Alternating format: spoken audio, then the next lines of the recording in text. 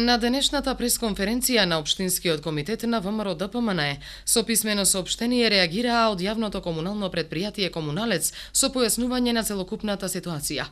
Во истото се вели: почитувани медиуми, почитувани граѓани, должни сме да објасниме пред јавноста што работиме и кои се причините за преуредување на одредени делови низ градов. Централниот дел на улицата Димо Наредникот е граден и пуштен во употреба во 2009 година.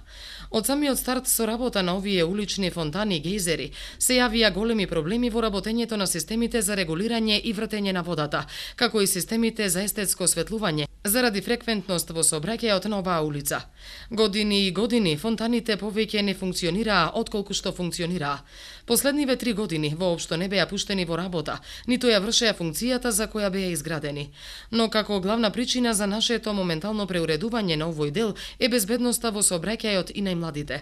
Децата често гезерите ги користеа за игра, а системите за вода и осветлување користат електрична енергија. Но секоја изведба и изградба има свој рок на траење и оправданост во функционирањето и пред се безбедноста. Централниот дел, иако во првите 2 години беше новина за сите нас и украс на градов, последниве години се покажа како нефункционален и небезбеден, па од тука и одлуката тој да се преуреди во цветна алеја, која ќе представува украс во населбата Димо Наредникот. Детскиот парк со езеро во населбата Ѓокдере е изграден со средства од локалната самоуправа со изведувач.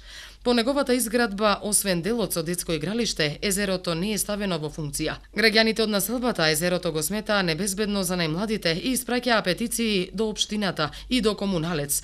Локалната самоуправа не издаде налог за преуредување на овој дел.